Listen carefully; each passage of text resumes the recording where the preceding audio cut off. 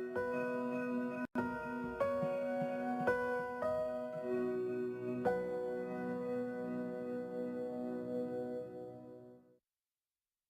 evening, I'm Jim Blue. Recently, a young couple from the Philippines, Jose and Christine Mamaril, returned to their home country after undergoing kidney transplant surgery here at the University of Toledo Medical Center. Now, there are about 17,000 kidney transplants performed in the United States every year, but this was the first of its kind, and it promises to pave the way for thousands, perhaps tens of thousands more economical, life-saving kidney transplants in the United States and worldwide. I'm going to take you on their journey now, across more than 8,000 miles and 12 time zones, from despair to triumph. And it all begins in a city about the same size as Toledo. 8-year-old John plays in his neighborhood in the city of San Pablo, south of Manila, in the Philippines. He's staying with his aunt, his grandmother, and his great-grandmother. Everywhere he goes, he carries this photo of his mother and father, Christine and Jose, because they are on the other side of the world. Jose's kidneys began to fail in October of 2013, and now the only thing keeping him alive is dialysis. Twice a week, this machine scrubs his blood of the toxins normally removed by kidneys. In the Philippines, Jose's treatment would cost 10 times his income as a debt collector, combined with that of his wife Christine, an accountant. To avoid bankrupting his family, he told his son John he was ready to resign himself to death. But his son, 8-year-old John, insisted he hold on.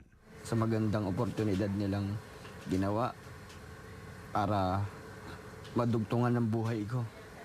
Napakalaking bagay nito. Here in their hometown of San Pablo in the Philippines, Jose and Christine sold their possessions, they sold their house, they even pawned their ATM card in an effort to fund Jose's treatment. And then, when it seemed they'd used up all their resources, something like a miracle happened. It resulted into something, I don't know, amazing. Dr. Don Poloyo, Jose's doctor in Manila, learned of a program based at the University of Toledo Medical Center. I said, you know what? I think that's the way for one of my patients to go. Jose and Christine had just the right pairing of blood types and just the right economic circumstance to benefit from the program developed by pioneering UTMC transplant surgeon Dr. Michael Reese. He calls it reverse transplant tourism. Never done this before? We've never done this before. This is the first time that a person has undergone a reverse transplant tourism transplant, where a poor person comes to the United States, gives an American a kidney, and in return, an American gives the poor person a kidney, and the savings from transplanting the American helps pay for the poor person's kidney transplant. It took months for Dr. Reese and his foundation, the Alliance for Paired Donation, to raise the needed $150,000 to pay for Jose and Christine's trip to America and arrange a series of organ donations. It strikes me that this guy is almost the ultimate lottery winner. Well, there's a lot of truth in that. This has never happened before. He's the first. And through a series of chance encounters, he's the one who's going to be the first to benefit from this. This is a big day. Christine is about to donate one of her 2 healthy kidneys to replace Jose's failing kidneys. But he will not get hers. Instead, her willingness to pay it forward to another recipient is what could make this surgery affordable to others in their position. So Jose will receive a kidney from a donor in Georgia. Christine will donate her kidney to a recipient in Minnesota. A donor in Minnesota had offered a kidney to that recipient, but it wasn't a tissue match. So instead, that kidney will go on to another patient in Seattle, and on and on. The surgery could be affordable even for desperately poor patients like Jose, because American medical insurance companies want to save money. You can pay for 3 kidney transplants for the cost of 1 patient to get dialysis. So insurance companies have shown interest in Dr. Reese's plan, paying for foreign couples to travel to the U.S. to donate. We are exporting American quality health care by importing patients to the United States. We are transforming our view of the developing world from a place where there are desperate people who are willing to sell their kidney to instead view the developing world as a place where there are desperate people who need a kidney transplant and have loved ones who are desperate to give them a kidney, but they have a barrier, and that barrier is poverty. And recruiting a foreign donor makes sense because the cost of follow-up care is less in countries like the Philippines. So the amount of money we'd have to put up to pay for an American to get a kidney transplant would be significantly more than we would have to pay, for example, in the Philippines. And in addition to saving private insurers enough to pay for itself, it could reduce the cost of treatment through Medicare by tens or even hundreds of millions of dollars. We've actually achieved sort of the holy grail of healthcare reform. I mean, it's revolutionary. It's a game changer, I think. Christine's donation is first at 6 a.m. Her surgeon will be Samay Jain. Jose goes into surgery at 4 p.m. once the kidney flies in from Georgia. Dr. Reese wears a camera on his head to video the operation. The surgery lasts until 8:30 p.m.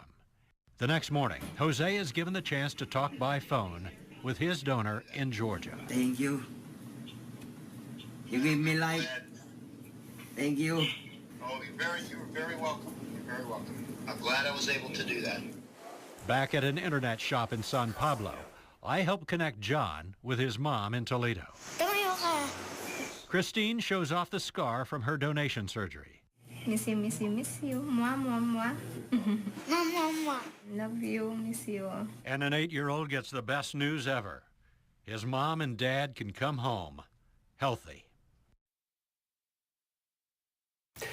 All right, we have assembled here Jose, Christine, Dr. Mike Reese in the background, and Don Poloyo. So, how are you feeling? My feeling is so better now. No more dialysis. Right. I'm lucky because they give me a chance to live again. Right. And you're feeling healthy? You feel good? Yeah. Right. You also had surgery. How are you feeling, Christine? Yes, I feel great now. No more nauseas, and I can eat now. Right. Yes, and I'm so happy because soon I will be with my son again.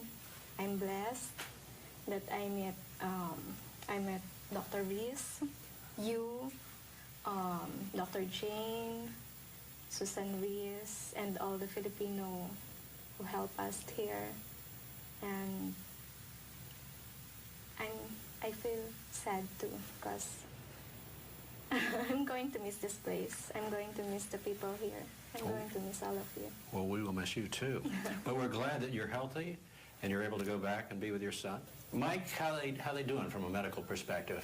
Do they seem fine? They're both doing fantastic. We're really very happy. Everything's, had our little bumps along the way, but now we have them in perfect condition to go back to the Philippines and hopefully live a normal life. So, no more dialysis for Jose. From the moment that kidney went in, he was done with dialysis. His kidney will be fully functioning for how long? What's the expectation? Well, so the average living donor kidney transplant works somewhere around 12 to 15 years, and hopefully that's what we're going to get for him. Don, you found this couple and you elected them to come and experience this incredible opportunity for them. You'll be taking care of them once they get back. Yes, right? that is correct. So I'm gonna both see them in my clinic. So I'm gonna get in touch with, of course, stay in touch with Mike and update him with with their progress. What will you have to do? Do they require any further medical attention? What kind of drugs will they need to avoid rejection and that? Yeah, so they're gonna keep on taking the same medications, the immunosuppression, and then every once in a while we're gonna take levels of his immunosuppression and then sort of relay it to Mike, and then that's the usual course of patients with the kidney transplant. Now we talked about this, and people saw in the tape segment that preceded our conversation here, how they came to you and how they were brought in as candidates for this program. There are other folks who could potentially participate as well. Is that right? Yeah. So as of the moment, I have like 2 potential pairs. and one is a nurse, and the other is a pastor. And Mike, this is your hope, is that this will be a continuing process, that this will, you know, spin, multiply, grow exponentially. That's right. So I hope that we still don't have an insurance company that has agreed that, boy, as one of the insurance companies whose patient benefited from the chain to date, they have not yet put the next aliquot of money in so that we can do it again, but I'm still in conversations and still hopeful that as this chain gets long, that will happen. I learned a large number of things from actually putting this together. Probably the most important thing I learned is we need to remember to take good care not just of Jose, but we need to remember to take good care of Christine and make sure that she's getting all the follow-up that she needs when she goes home, and that we're also paying to make sure that those things happen. When I first thought about doing this for Jose, I just thought about the medications he'd need to keep him from rejecting the kidney. But Jose also has high blood pressure, and he has some problems with his lipids, cholesterol, and things like that. And so there's other things that we're going to have to provide for him. This truly is something that had never been tried before, correct? This international component of this.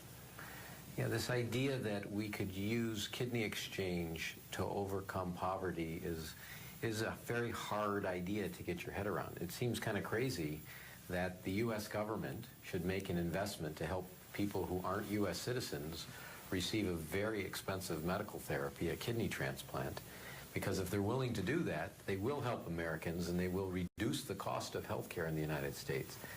That's a really hard thing to wrap your head around. What it boils down to, Jim, is that when you think about it, a kidney transplant is much cheaper than dialysis. Dialysis costs the equivalent of 3 kidney transplants. So we get 3 kidney transplants for dialysis. So we can actually pay for 2 kidney transplants and still save 1 kidney transplant worth of money. And that's why it works. Don, you called this a game changer when we talked to Manila. Yeah. Why? Well, it hasn't been done before, and the reason I said that is because of the potential, the implications. The implications of this, not only in the United States, but across the globe. Imagine if you could apply this to like countries in the European countries, the EU. They could potentially do their own thing, like the same similar thing, And again, no one has ever thought of that. So, like I said, it's a game changer. There are about 17,000 kidney donations, transplantations that occur in the United States every year, right? How many more could be done if this is successful? Well, we think that the maximum number of kidney pair donations in the United States is somewhere around 2,000 to 3,000 a year. So I think we could do several thousand. We're doing about 600 kidney pair donation transplants now. One could argue that more people should be getting access than are currently getting access from the pool of people that have kidney disease. So maybe if we could get more of those people into the system, maybe we could do 5,000. So I think we could get thousands of more people transplanted through this concept that we've described here. How do you feel about this? How do you feel about being the pioneers for this entire thing? You are the first. I feel great. I feel blessed, very blessed, because we just met Dr. Paloyo then all of a sudden he just told me, you still want to donate your kidney to your husband? We have a way that we can do that. And here we are. And here you are. Yes. All right. And they really wouldn't have had this chance without the program. Is that right, Don? Yeah, that is correct. So, like what Christine said, I only met them, I would say, January of 2014. Yeah. And then I met Mike, May or June of last 2014. And then, yeah, it's the rest is history. Do you sometimes step back and go, I can't believe all that happened and it got done? Well, I remember when we actually went through 8 different attempts to make this one happen. And I remember after the first and the second and the third, and you know, when we were in the 6th try, I'm like, are we going to actually make this happen? So yeah, I guess I was there, but I always knew it's, you know, at the end of the day, it's a fairly simple concept. You give your kidney to somebody in exchange for somebody giving you a kidney. It started a debate in the transplant community, and that debate, in a sense, centers around whether or not there's something in this that's not fair to people like Christine and Jose.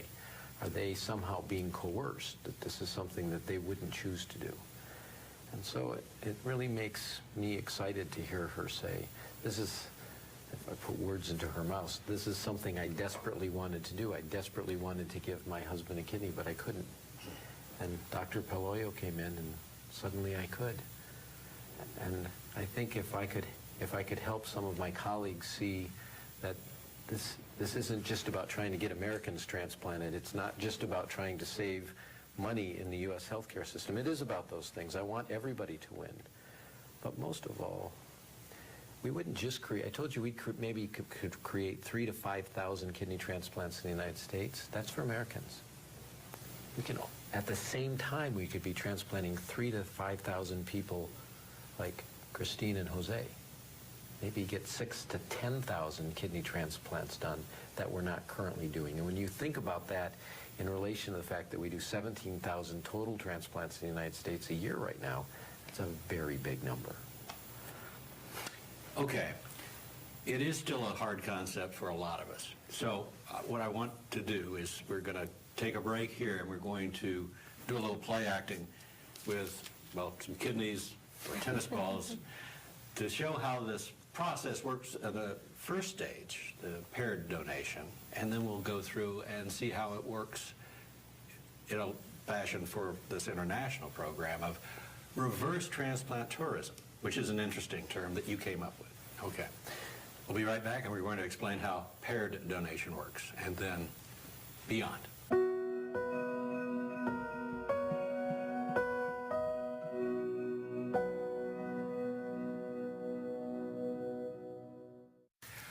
Okay, we're going to do a little play acting here to illustrate how paired donation works, at least in the simplest way. Most people with who are healthy have 2 kidneys, so you can give one away to somebody else who needs it. So the way kidney paired donation started was simply by allowing 2 pairs to swap their kidneys to overcome a barrier. So let's say that I wanted to give Don, you know, I've got my 2 kidneys, I want to give Don one of my kidneys, but we have the wrong blood type, so we don't match. In the simplest form, we both had the wrong blood type, so I don't match Don, and Christine doesn't match Jose. So what we do is, I give Jose a kidney.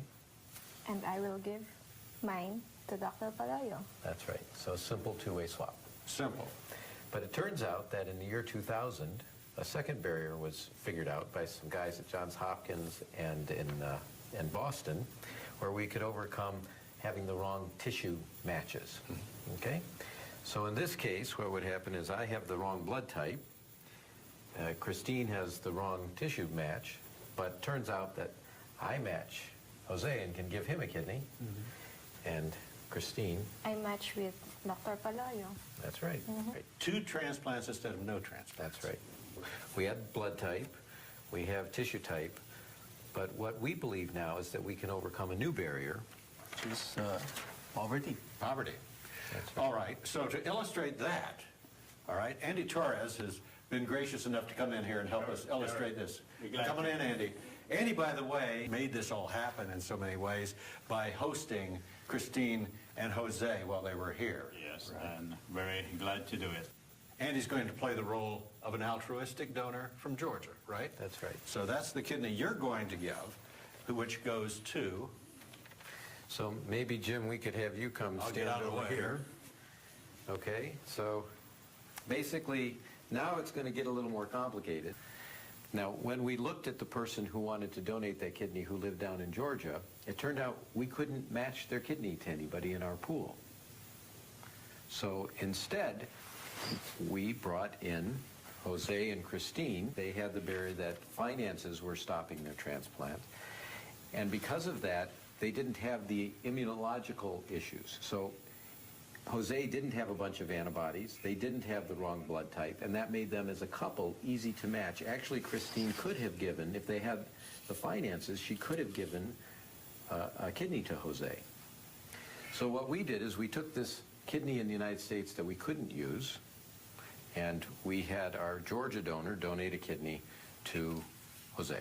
So there you go. There's his kidney. Now, Christine had a kidney.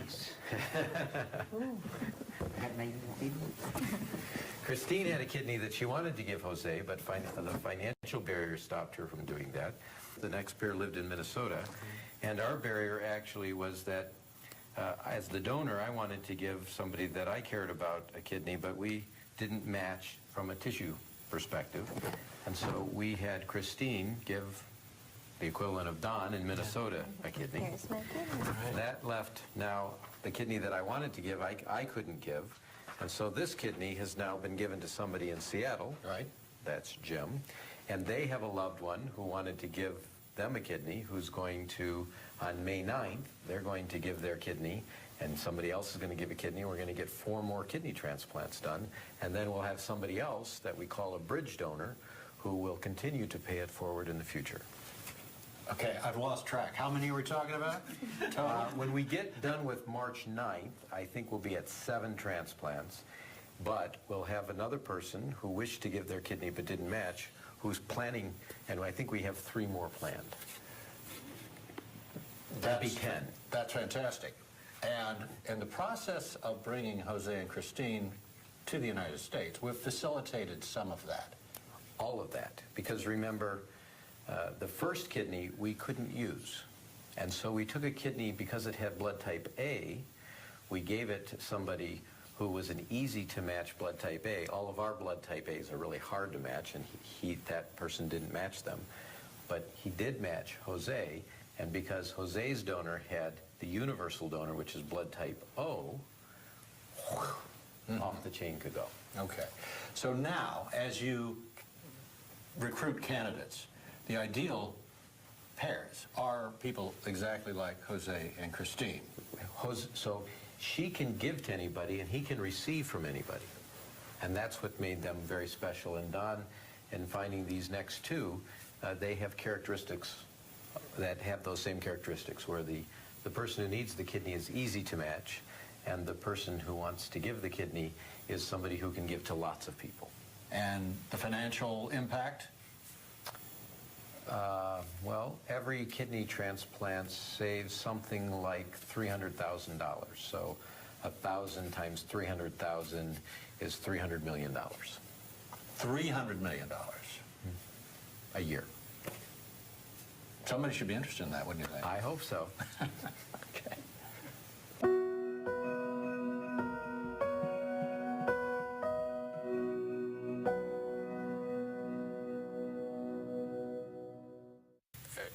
As you look to the future of this, Mike, how confident are you that this can be made into a viable, financially viable program? I'm certain. And how soon? Whether I can convince others to be certain of that and buy in and make it happen, but I'm certain that this works. There's no question that this is a really cool way to achieve healthcare reform in the United States. It definitely is cheaper to transplant somebody than it is to pay for dialysis. It is definitely better quality of care.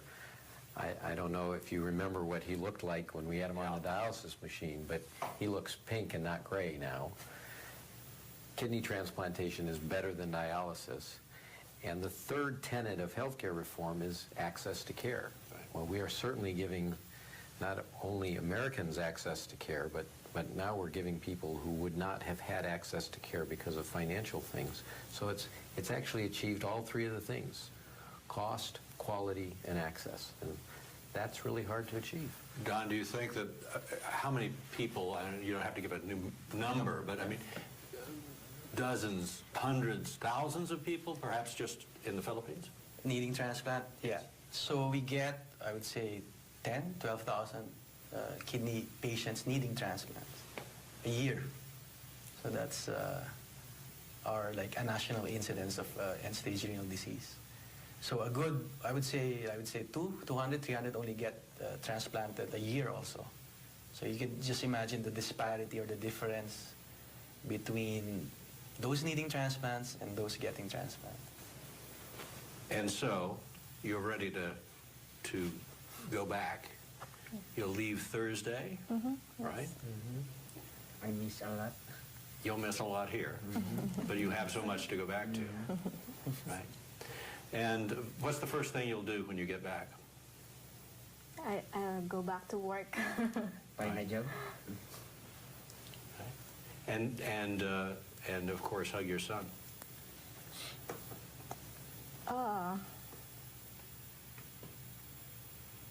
It's been a long time. Yes. Well, you'll have to give your regards to your family there because they were very, very kind to me. I will. And say hi to that son of yours, okay? I will. Finally. Jose, you've written down something that you wanted to say. Well, go ahead. Thank you, because I had a second chance to live. If not for the people who helped me, maybe I'm not here. Because of the program of Dr. Mike Reese, I have been given a new life. And thank you also to my doctor in the Philippines, Dr. Baloyo. Because he helped me to find a sponsor to save my life. I hope that they can continue helping others like me, because this is a very beautiful concept that can help kidney patients to continue their lives. I hope everyone out there can help Dr. Reese to continue this project, reverse kidney transplant. I also want to thank Alliance for Fair Donation and all that supported us. Thank you very much.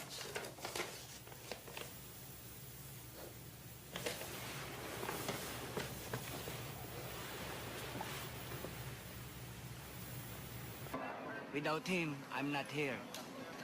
40 days after their transplant, Jose and Christine are on their way home. 1, 2, 3. The 19-hour flight is nothing compared to the 15 months of uncertainty following Jose's original diagnosis. Dr. Don Paloyo accompanies them. He already has another couple in mind to follow in their footsteps. And there will be more. Each seeking a match for life.